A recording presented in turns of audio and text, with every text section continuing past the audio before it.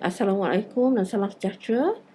Hari ini forum kesihatan mental sebenarnya adalah sempena Hari Kesihatan Mental Sedunia lah, iaitu pada tanggal 10 hari bulan 10 setiap tahun. Dan tahun ini temanya adalah menuju kesaksamaan kesihatan mental. Ya, jadi kita lihat di masa di pandemik ni, kita boleh lihat jurang ya antara dari segi ialah pelbagai aspek, terutamanya pada kami lah yang pentingnya dari segi kesihatan mental ya, yang tak sama lah mereka yang dapat bantuan dari segi kesihatan mental mereka, dan mungkin yang tertinggal ya, yang terpinggir ya. Saya rasa memang kita tak boleh nafikan lah, semua dari kita terkesan ya dari pandemik. Tak kiralah sikit ke banyak ya, dan tak kira tua muda ya. Kalau orang dewasa mungkin kesannya berlainan ya dari kanak-kanak dan remaja, tapi fokus kita hari ni adalah di atas kesan pandemik ke atas kanak-kanak dan remaja lah ya. So di seluruh dunia ada 2.2 bilion kanak-kanak ya. Bila saya sebut kanak-kanak, maksudnya yang berumur kurang dari 18 tahun lah. Kalau mengikut WHO itu definisi kanak-kanak ya, kurang dari 18 tahun. Jadi maksudnya 28% dari populasi dunia adalah kanak-kanak dan remaja. Ya. So impact kepada uh, kanak-kanak dan remaja ni uh, bergantung kepada beberapa perkara lah ya, sebab kita semua berbeza ya, dan setiap kanak-kanak atau remaja lain kesannya dari pandemik ni ya. Antara faktor yang penting, yang pertama adalah tahap perkembangan ya. Jadi mungkin remaja lain impaknya dari kanak-kanak ya. Tahap akademik ya, so mungkin mereka yang mungkin lebih kata academically able, yang mungkin dari segi akademik lebih mungkin pencapaian lebih, lain impaknya ya, berbanding dengan mereka yang mungkin kurang berminat untuk belajar ya. Selain dari itu, impak kepada mereka yang ada keperluan khas ya, yang lain upaya, so berbeza dari mereka yang tiada kelainan upaya. Dan kita, bila kita sebut mengenai kesihatan mental, impak ke atas kesihatan mental, bukan saja ada sekumpulan kanak-kanak dan remaja yang mungkin mula menghidapi gejala kesihatan mental semasa pandemik, tapi ada sekumpulan yang memang sedia ada masalah kesihatan mental ya, sama ada sudah didiagnosa atau tidak, sudah dirawat atau tidak ya. Jadi impaknya berbeza ya untuk kumpulan ini ya. Selain dari itu, tahap ekonomi keluarga juga memberi kesan lah ya terhadap impak yang akan dihadapi, dan juga ahli keluarga yang mungkin atau kanak-kanak yang mungkin yang mungkin positif COVID ya. So itu memberi kesan yang berlainan ya. So dari segi impak ke atas kesihatan mental, ada spektrum yang luas lah ke atas gejala-gejala yang mungkin dihidapi. Mungkin yang paling ringan mungkin rasa risau sikit ya, terutama masa awal-awal kita mengalami pandemik ni. Seramai kanak-kanak macam tertanya-tanya apa itu COVID, kenapa tak boleh keluar, kenapa tak boleh pergi sekolah ya. Jadi setelah pandemik ni berlangsung sampai sekarang, saya rasa itu dah berubah. Kebanyakan orang dah tahu COVID tu apa, so kenapa tak boleh keluar ya. So sekarang kita dah macam kelesuan lah ya, dah dekat 2 tahun tak boleh keluar rumah, tak boleh pergi jalan, nak main pun tak boleh ya. Jadi dia punya impact itu dah berubah dari mula, dari awal sehingga sekarang ya. Dan saya rasa risau adalah satu gejala yang kerap kita lihat ya. Risau takut dapat COVID risau ahli keluarga, ya, terutama mungkin ada ahli keluarga yang positif, ya, so ahli keluarga lain risau, ya. Selain dari itu mungkin rasa terumbang-ambing, ya, sebab mula tak pergi sekolah, lepas tu boleh pergi sekolah, lepas tu tak boleh pergi sekolah, ya. Yeah. So semua orang confused. So sekarang pun macam saya pun bila jumpa pesakit, boleh pergi sekolah tak? So ada yang boleh pergi, ada yang boleh pergi. So saya pun confused, ya. Jadi mungkin nanti Puan Siti akan ceritakan lah siapa yang boleh pergi sekolah, siapa yang tak boleh pergi sekolah, Yeah. siapa pergi sekarang, siapa pergi tahun depan, ya. Jadi saya rasa itu satu macam ketidakpastian lah, ya. Itu menyebabkan stres kan. Mana tak stres tahu. Pergi sekolah, bila pergi sekolah, ya. Nak sedia ke, tak sedia ke, ya. Selain dari itu saya nampak gangguan kesihatan mental yang kebanyakan pesakit yang jumpa saya adalah gangguan tidur, ya. So gangguan tidur ni yang paling saya rasa masalah utamanya sebab sekarang macam rutin tu dah huru-hara, ya. So kalau dulu tidur pukul 9, pukul 10 dah tidur, sekarang kanak-kanak, tak kira kanak-kanak ke remaja, orang pukul 1, pukul 2, ya, tengok TV, main telefon, ya. Jadi memang dalam setengah situasi tu saya rasa macam dah luar kawalan. Ya, sepukul 2 pagi ialah bila dah telefon tepi kepala, ya, sebab telefon tu ramai yang dekat katil pun simpan telefon. Bila dah pukul 2 pagi teringat nak tengok telefon, ya. So memang tak boleh tidur lah, ya. Selain dari itu setengah kanak-kanak atau remaja mungkin ada separation anxiety, dia rasa risau bila berpisah, ya. Ini terutama yang mungkin ibu bapa mungkin frontliner, jadi mereka risau, ya, berpisah dengan ibu bapa, ya.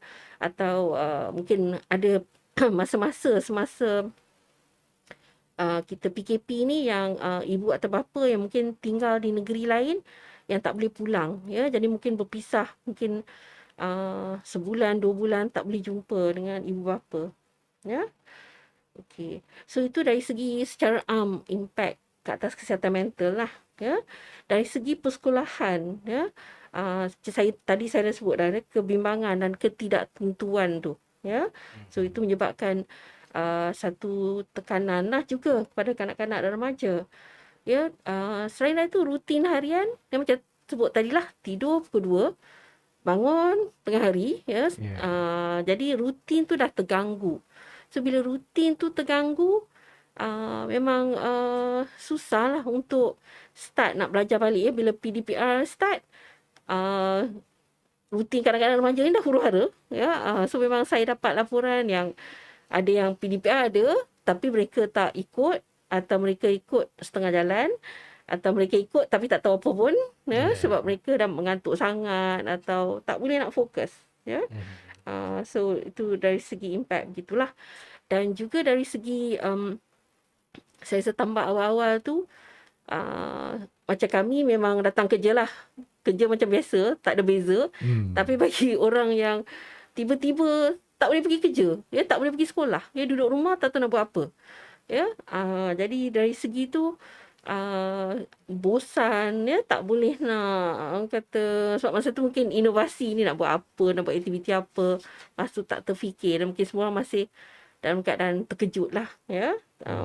Macam mana boleh satu dunia pandemik ni melanda, ya. Jadi selain dari itu, yang aspek penting yang berkaitan dengan sekolah adalah dari segi sosialisasi, ya. So bila tak sekolah, sebab setengah kanak-kanak mungkin kanak-kanak yang di rumah pun adik-beradik dia sikit, atau mungkin jauh beza umurnya, atau mereka tak rapat. Jadi bila tak sekolah, dia dah hilang kawan untuk bermain, kawan untuk bersembang, ya. Jadi ini menyebabkan mereka merasa sunyi, rasa bosan, ya. Dan kadang setengahnya jadi clingy, sangat bergantung kepada ibu bapa, ya. Tak nak berpisah, nak perhatian. Jadi kadang-kadang tu ada setengah buat perangai lah sebab nakkan perhatian dari ibu bapa. Ya, so itu lebih kepada kanak-kanak yang mungkin yang lebih kecil lah, ya. Lepas tu yang remaja. yang nak SPM, yang STPM. So itu masalah lain pula. Ya. Sebab yalah, kalau biasanya tingkatan 4, tingkatan 5, masa tu untuk belajar, untuk ulang kaji, nak bersedia untuk peperiksaan, ya. Dan kita pun saya rasa kebanyakan orang dewasa akan berkata, oh SPM tu lah peperiksaan paling penting dalam hidup, ya. Kalau tak bagus keputusan SPM, nanti nak jadi apa, ya. So itu, dan bayangkan remaja-remaja ni menghadapi keadaan di mana kelas pun tak ada, kena belajar sendiri. Dan macam yang masa awal-awal, sekarang okeylah dah ada kelas agak lebih teratur kan, ya. Tapi so itu menimbulkan tekanan juga, ya. Selain dari itu adalah masalah dari segi penambahan pengguna internet, ya. So okey, memang nak kena belajar, kena guna internet. Masalahnya ada yang internet tu digunakan untuk benda lain pula lah, ya. So ada yang terlalu aktif dengan media sosial, ya. So tambah risiko ketagihan internet. Ia telah menurunkan daya tumpuan, ya, sebab kita biasa semua cepat, ya. Jadi tak boleh nak tunggu, ya, sebab konten tu cepat je, laju je. Jadi itu menyebabkan kanak-kanak remaja menjadi kurang untuk beri tumpuan, ya. So jangan ceritalah yang konten yang tak sepatutnya, ya. So itu pun satu masalah jugalah, ya. So risiko dibuli, ya, cyberbullying, dan juga penderaan seksual online, ya. So itu semua masalah-masalah yang kita nampak lah, ya. Okay. Jadi so itu mungkin masalah bagi kanak-kanak dan remaja yang mungkin kata sebelum ni tak ada masalah lah, tiba-tiba pandemik ni datang, mungkin ada masalah, ya. So bagaimana dengan mereka yang berkeperluan khas, ya, kanak-kanak yang memang ada keperluan khas, ya. So memang saya nampak lah, sebab saya banyak tengok kanak-kanak yang ada ADHD, masalah hiperaktif dan keperluan tumpuan, autism spectrum disorder, ya, autisma. So memang nampak kesan dia yang mungkin ada ADHD. Sampai saya ada seorang ibu, dia guru, sampai dia stres sangat sebab dia nak buat PDPR anak dia ADHD ni, memang tak boleh duduk diam, duk kacau, ya. So sampai dia kena buat PDPR ni malam-malam. Sebab kalau tidak dia tak boleh nak fokus, ya. Sebab bayangkan ADHD, so mungkin kalau yang mana tak tahu, ADHD tu adalah attention deficit hyperactive disorder, masalah hyperactive kurang tumpuan. Jadi kanak-kanak ni tak boleh duduk diam, dia tak sabar, semua dia nak cepat, ya, tak boleh tumpu.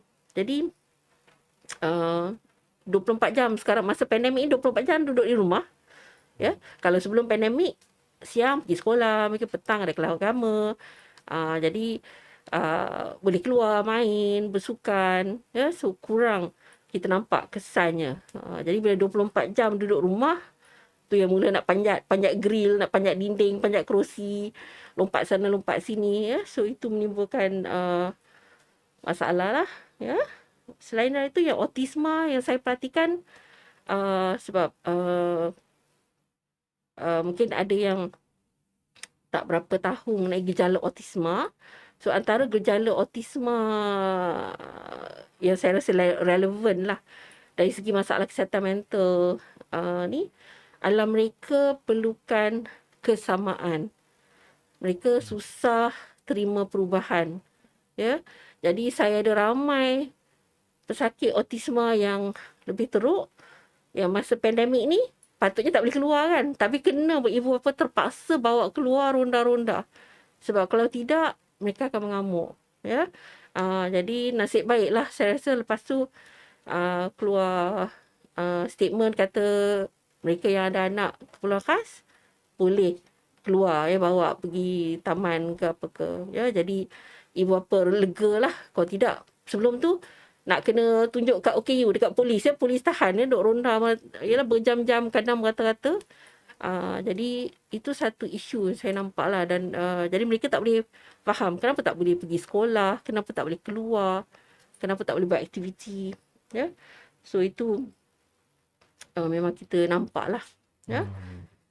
Selain dari itu, dari segi sakit-sakit yang mengalami kebimbangan atau kemurungan, setengah rasa lega. Sebab mungkin dia rasa di sekolah lebih stres. Jadi bila tak sekolah, lega lah tak sekolah. Saya takut bila start sekolah nanti. So itu akan timbul masalah. Tapi ada setengah, so masalahnya di rumah. Jadi bila di rumah tak boleh keluar, so tambah murung lah, ya, terutama kalau ada konflik dengan ibu bapa, ya, so itu satu masalah lah, ya. Okay.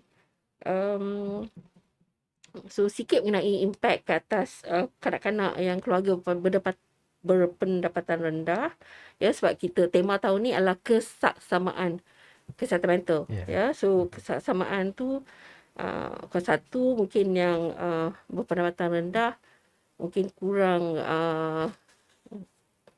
penderahan mengenai bila nak dapatkan bantuan, ya, kita tak tahu lah, ada setengah tu tahu, ya, tapi ada setengah tak tahu, ya.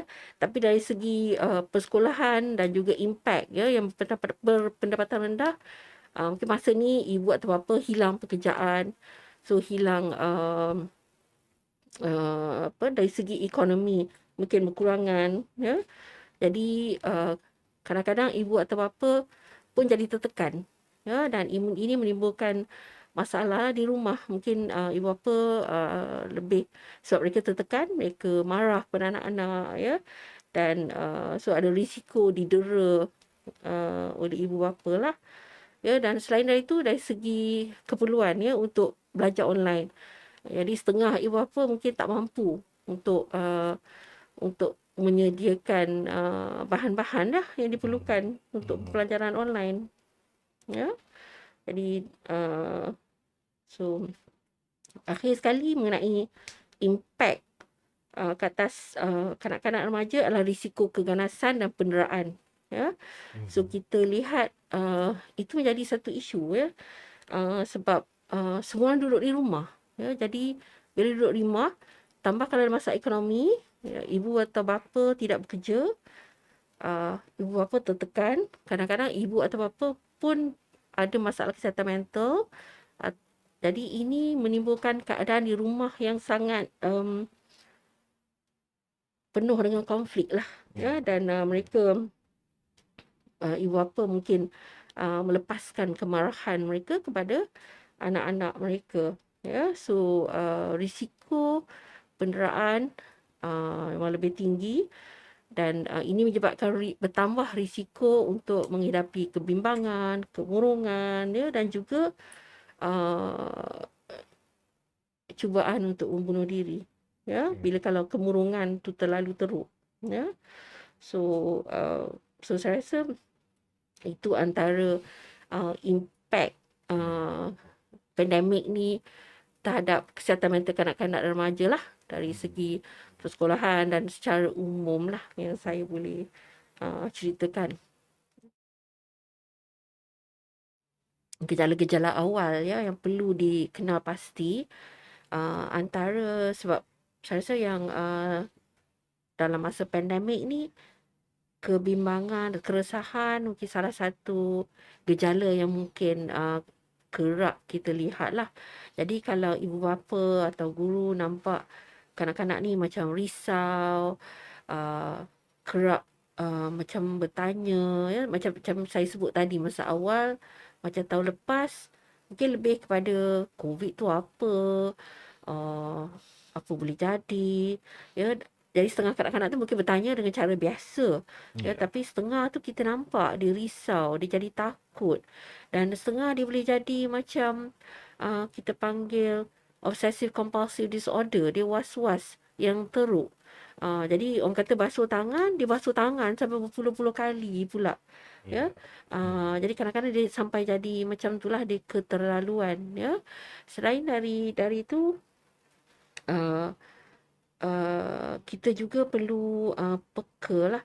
Kalau macam kita lihat kanak-kanak tu berubah dari segi tingkah laku dia, yang sebelum ni dia ceria, dia mau sembang, sekarang dia lebih pendiam, ya. kurang nak bergaul. Kalau di rumah duduk dalam bilik je.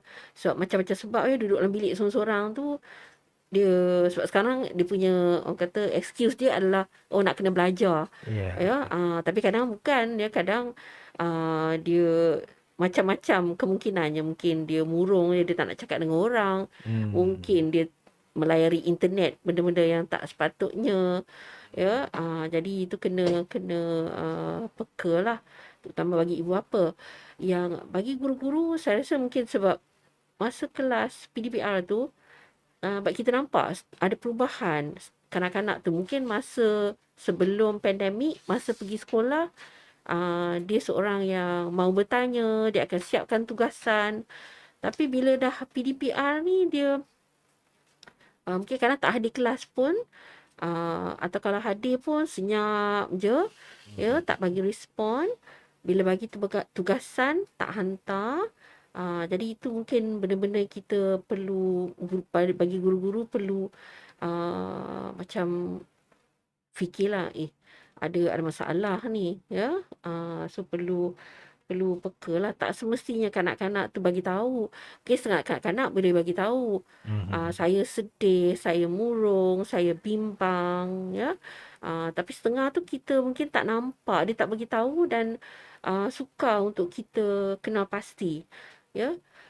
Selain dari itu, mereka yang kanak-kanak remaja yang gejala dia dari segi gejala fizikal, ya. So setengah-setengah orang, bila dia stres atau dia bimbang, dia akan sakit perut, dia sakit kepala, dia muntah-muntah. Ya, tapi bila kita periksa, tak ada masalah fizikal. Ya, jadi Mhm. setengah orang boleh menunjukkan gejala begitu. Ya, so kalau Mhm. macam uh, kita tengok kanak-kanak ni, terutama kadang-kadang tu, bila nak PDPR je, kalau dulu bila nak pergi sekolah, je pening kepala. Ya, kalau sekarang bila nak start PDPR je pening kepala. Ya, jadi itu mungkin ada masalah lah, ya. Selain dari itu, kanak-kanak atau remaja mungkin kita nampak dia dah kurang membuat aktiviti kegemaran, ya. So dia lebih suka, mungkin dia menung, dia diam, dan dia tak suka, dah tak enjoy. Macam kalau dulu suka melukis ke, suka men, uh, tengok TV ke, sekarang dah tak berminat, ya. So itu antara gejala-gejala yang mungkin awal, ya. Tapi yang lebih teruk, ya, yang sebab kita tak naklah tunggu dah teruk kan, ya. Sebab kadang-kadang okay, saya nak sebut sikitlah stigma, ya, stigma untuk membawa anak-anak, tak kira okay, untuk orang dewasa tu pun ada. Mhm. Tapi dari segi kanak-kanak dan remaja, sebab saya dah lama berkecimpung dalam bahagian ni. Iya. Jadi kadang-kadang sekarang ni kita dapati remaja terutamanya lebih ada kesedaran. So Hmm. remaja nak datang jumpa pakar psikiatri, dia dah Google, dia dah tengok gejala dia dah diagnose diri dia sendiri, Iya. dan kadang-kadang tu betul apa yang dia diagnose. Iya. Dia so kadang Hmm. tu dia sendiri cuba dapatkan bantuan, sebab bila dia bagi tahu ibu bapa, saya ada masalah, saya nak jumpa pakar psikiatri. Kadang-kadang ibu bapa yang mungkin okeylah ada kesedaran, tak semestinya ada pendidikan, ya. Kadang ada Hmm. pendidikan tapi tak ada kesedaran. Iya, betul. Ya. Hmm. Jadi ada kesedaran, mereka okey. Ya, bila sembang-sembang-sembang, betul budak ni nampak ada masalah. So mereka setuju bahawa jumpa pakar psikiatri kanak-kanak, ya. Tapi kadang-kadang ibu bapa tak setuju. Ya, Hmm. mereka tak boleh terima. Mereka kata, "Alah, biasalah, semua orang sedih, semua orang bimbang." Tapi sebenarnya dia dah jadi satu penyakit, ya. Jadi kalau kanak-kanak atau remaja tu sendiri dah rasa ini lain, ini bukan dia yang dulu, ibu bapa harus dengar lah, ya. Sebab remaja tu dia tahulah, kanak-kanak atau remaja tu dia tahu apa yang dia tahu diri dia. So dia tahu ini lain, ini bukan sedih yang biasa, ya.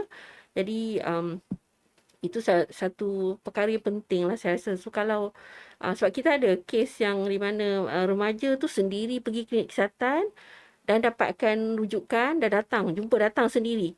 Saya ada pesakit yang datang dengan Grab. Dia datang sendiri dengan Grab, ya. Hmm. Sebab ada yang ibu bapa tak tahu pun, ada yang ibu bapa tahu tapi tak nak datang, ya. Pergilah sendiri. Tapi okeylah juga, yang Ellie dia kata pergilah sendiri. Taklah kata jangan pergi, ya.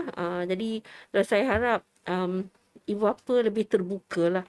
Sebab kadang-kadang kanak-kanak dan remaja sekarang ni, mereka yang bagusnya internet ni, kadang mereka boleh cari benda yang betul lah. Kita harap Ya. mereka cari fakta yang betul. Ya, jadi bila dia tengok, oh okey, saya ada gejala ni, saya ada masalah ni. Ya, dan dia cuba dapatkan bantuan. Ya, jadi saya rasa itu satu benda yang penting saya nak sebutkan lah. Ya, sampai saya dah lost track, hilang. Ya. Uh, okey, jadi so antara gejala yang serius, ya. So tadi saya cakap yang gejala ringan, tapi yang kalau serius, kalau memang kanak-kanak tu memang nampak murung, nampak sedih, dan ada yang mencederakan diri. Ya, kita tengok dalam pandemik ni, sebab mungkin kalau masa boleh sekolah, dia boleh jumpa kawan, boleh sembang kawan. So kalau stres, ada sokongan sosial, ya. Tapi banyak kita tengok sekarang ni, kawan tak ada, duk tengok media sosial, ya. Dan kadang ada setengah tu ada yang cederakan diri mereka lah. Tak semestinya niatnya untuk bunuh diri. Ada yang ada niat untuk bunuh diri, ada setengah tu niat dia untuk mengurangkan stres tu. Ya, jadi itu cara yang tak betul lah. Ya, so kalau ibu bapa perasan nampak macam ada kesan-kesan yang anak mereka ada macam cuba mencederakan diri, yang nampak stres, jangan pandang remeh lah benda tu. Ya, sebab mereka perlukan bantuan. Ya, at least kalau kita bantu mereka, kita harap dapat dirawat dan dapat pulih lah. Ya, so saya rasa itulah secara benda-benda yang mungkin ibu bapa dan guru perlu peka lah. Ya. Mungkin dari segi aspek guru tu kurang sikit lah, sebab sebab masih PDPR kan. Tapi kalau nampak lain tu dah tak masuk, sebab saya ada sakit yang pelajar cemerlang tapi dia jadi murung. So sekarang ni kerja semua tak buat, kelas semua tak masuk. Ya, jadi saya tanya, guru tak tanya ke? Kata guru tanya. Tapi mungkin guru, sebab mungkin ramai yang macam tu, sebab dia kata ramai yang tak masuk kelas. Jadi mungkin sebab setengah, ada banyak sebab yang tak masuk kelas kan. Setengah tu mungkin malas nak masuk kelas. Tapi ada yang mungkin ada masalah. Ya, jadi itulah saya rasa satu cabaran lah untuk guru-guru pun, kalau nak kejar, Ya. mungkin murid berapa puluh orang, ramai yang tak hadir, setengah tu saja-saja tak hadir. Ya, tapi mungkin ada segelintir yang sebenarnya ada masalah. Ya. Pasal tu mereka tak hadir. Ya. Ya.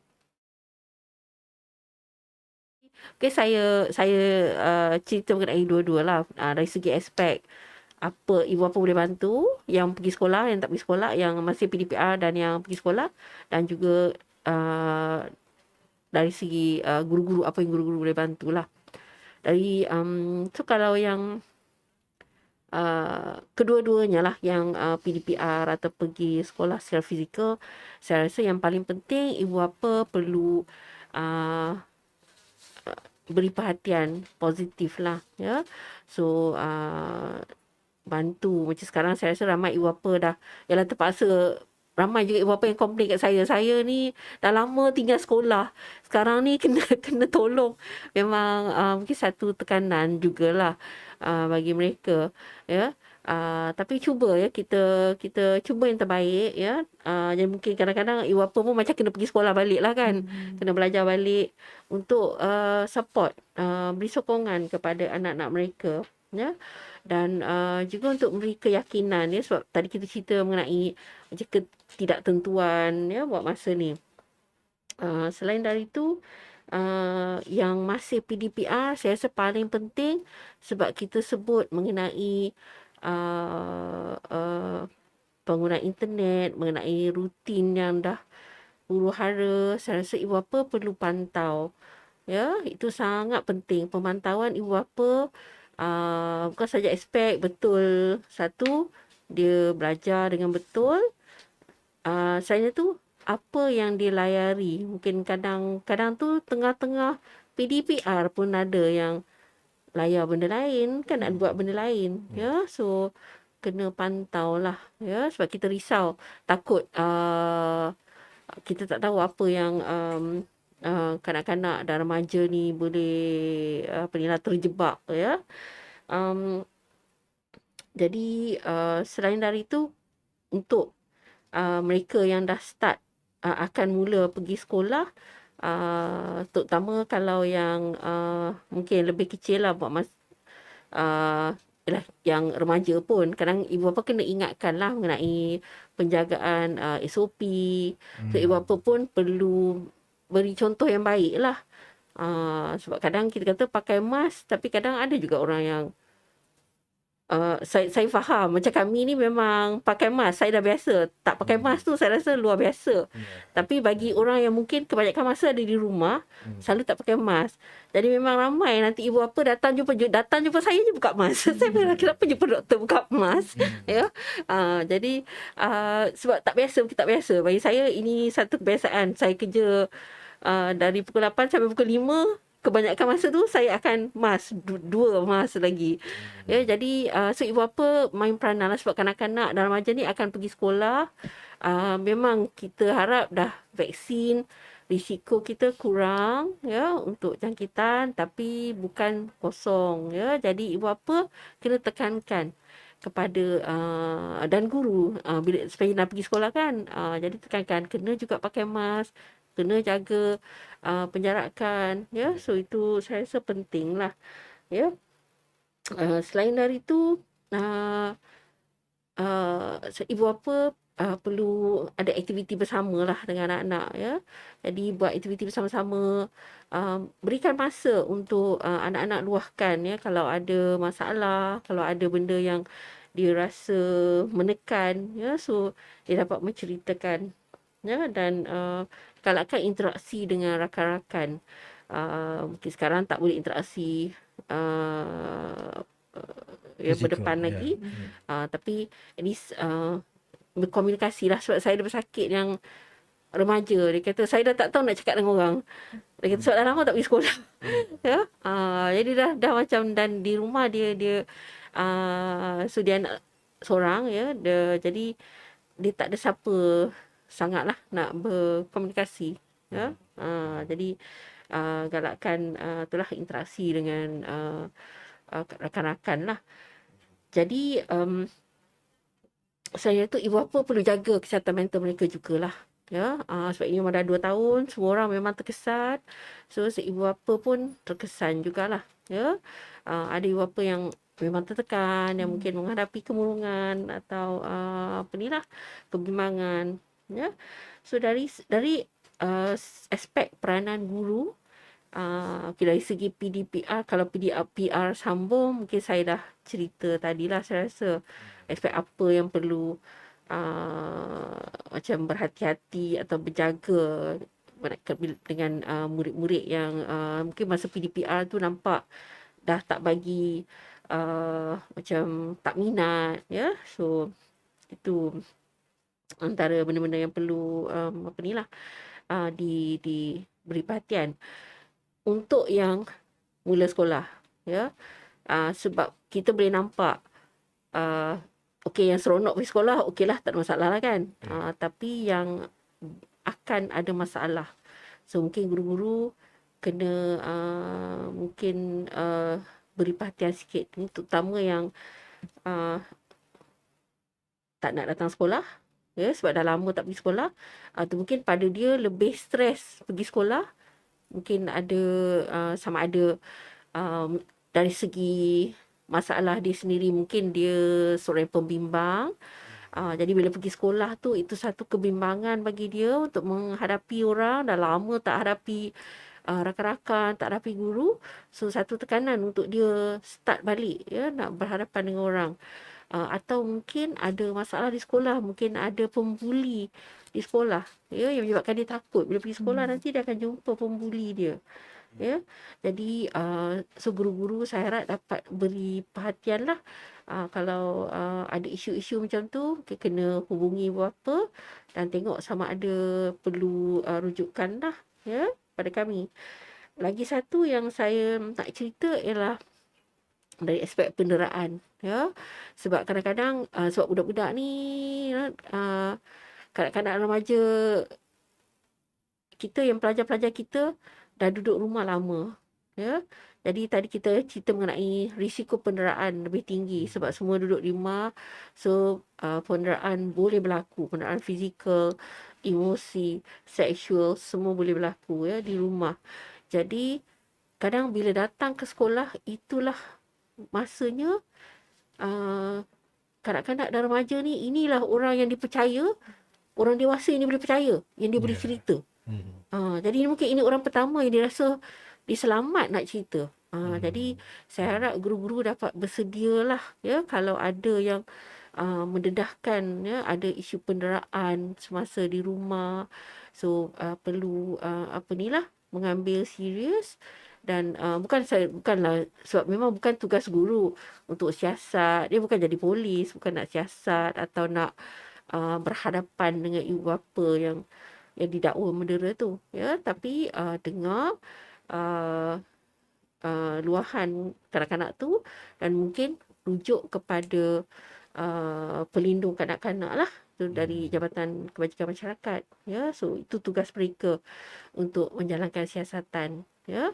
Tapi so yang penting jangan macam tak lah, macam kadang kita ada, yalah, kita tak nak dengar lah benda-benda yang kita rasa macam uh, menekankan ke, macam tak tersedap, ya. Tapi lah, sebab hidup ni kita tak boleh nak nafikan lah, macam-macam benda boleh berlaku yang mungkin kita rasa tak patut berlaku pun boleh berlaku, ya. Jadi saya harap guru-guru dapat peka pasal ni lah, sebab memang saya rasa dari segi statistik pun memang penderaan bertambah semasa pandemik ni, ya. Sebab logik lah kan, sebab memang kat rumah je, so tak ada masa untuk keluar, untuk so memang kalau rumah tu tak selamat, memang lebih tak selamat lah bila pandemik ni, ya.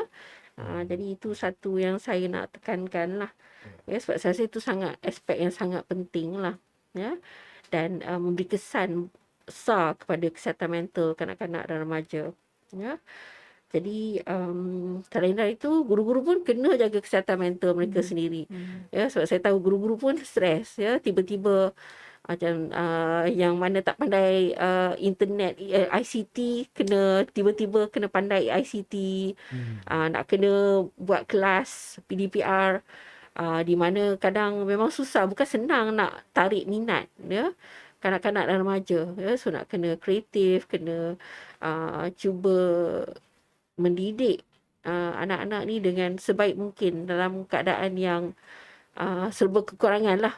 Memang maksud saya serba kekurangan, memanglah kita ada teknologi tinggi, tapi saya rasa yang paling baik masih fizikal kan, face to face. Bila kita cakap macam ni, bila kita, ya, macam kita buat forum ni, bukan saya pun tak pasti ada orang dengar ke, orang dengar ke, orang tak dengar ke, orang faham ke apa yang saya cakap, ya.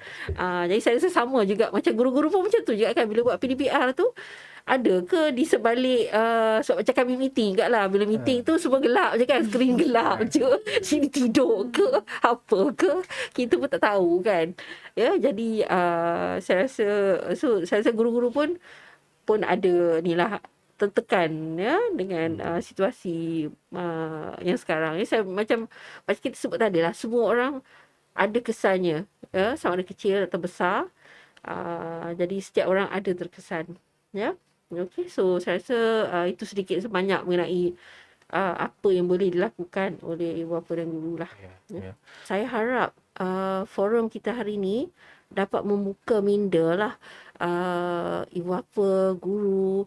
Saya tak pasti ada anak-anak yang ada ikuti forum ni, saya harap adalah, tak kira lah sesiapa sahaja yang mengikuti forum ni, yang dapat sedikit idea lah, ya.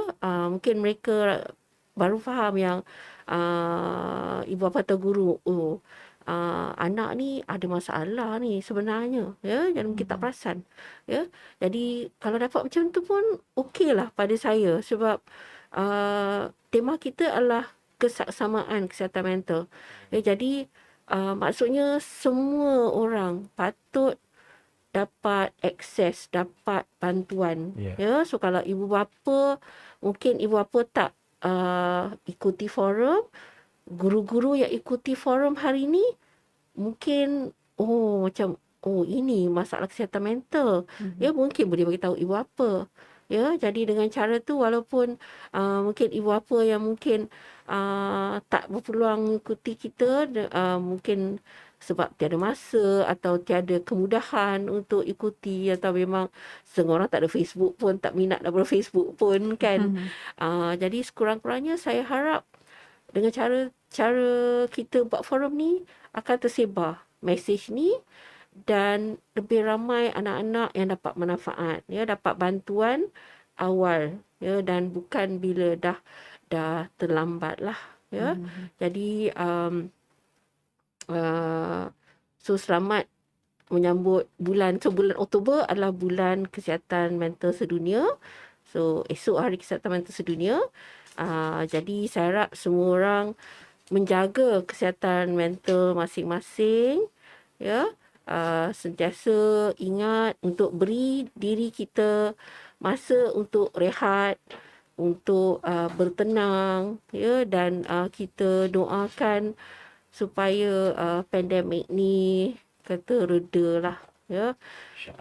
Jadi mungkin tak hilang tapi reda, dan kita dapat pulang sekurang-kurangnya at least hampir kepada kehidupan kita sebelum pandemik ni. Ya, so itu saja dari saya. Assalamualaikum warahmatullahi wabarakatuh dan salam sejahtera. Terima kasih.